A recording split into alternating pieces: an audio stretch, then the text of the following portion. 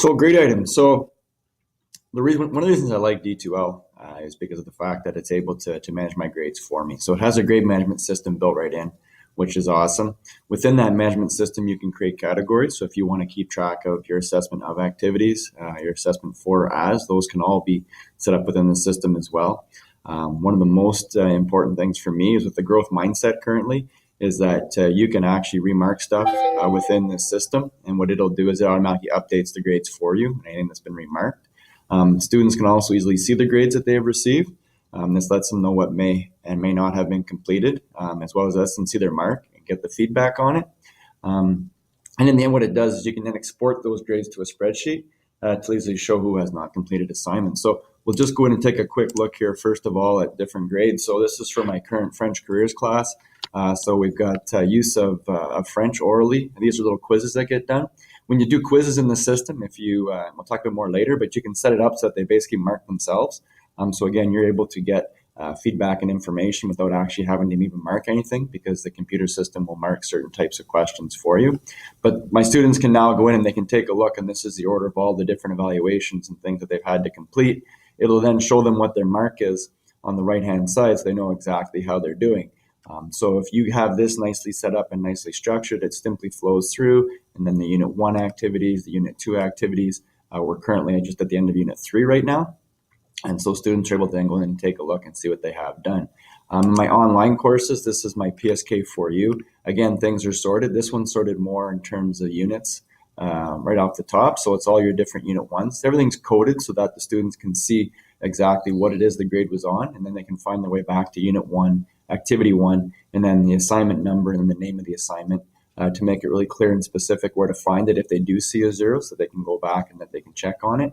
And in this course, the only thing I've done differently is at the end, the culminating activities or summative activities are all found at the end. So from each unit, there's certain activities that have been classified or designated as being part of the summative, and so they show up there. Another cool way to do this is, as I mentioned before, the assessment for learning.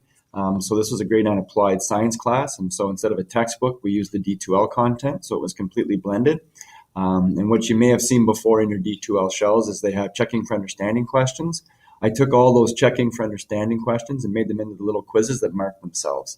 So again, I am now able to go in and I can see how students have done on these different quizzes to see whether they understand the content or not. They were actually told that they had to get 100%. So there was an unlimited number of attempts that they could do. And so students were then going through, and you can see most of them managed to get to 10 at some point. Others struggled from there. But you can see exactly how the students did and who didn't do the different things. And these are a couple teachers and add-ons to that. But it's a quick way to get feedback as whether or not the students understand sort of what's going on or what's happening really, really quickly. And we'll talk more about some quiz features a little bit later on.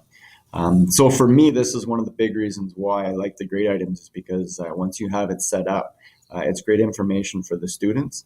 But it's also great information for you as a teacher. So in this case, you can print it out, as I mentioned, to the spreadsheet. You've got your assessment for and as, you got your assessment of.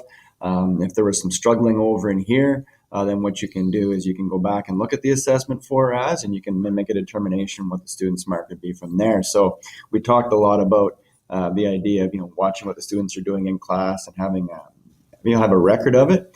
So this is a way where I was able to keep track of how the students were doing on the content in class as we were doing those checking for understandings and those types of things, as well as how they did on the sort of the final, more formative or summative type tasks. As well, when I print this off, it makes it really easy for me to see what they have and haven't done. So we do have a repeat or an MSIP type period. So I'm able to print this off quite easily and I can see what's done. And I've used it in other courses as well. So in this case, this was for phys ed. We use the blended learning in our phys ed classes as well. And so you can quickly just print off a sheet. You can highlight who hasn't done things. And so when you're off to the computer lab for that MSIP or repeat period, you can be very specific as to what has been completed and what sort of hasn't been done. So grade items is a very valuable tool that I recommend that you would use in D2L.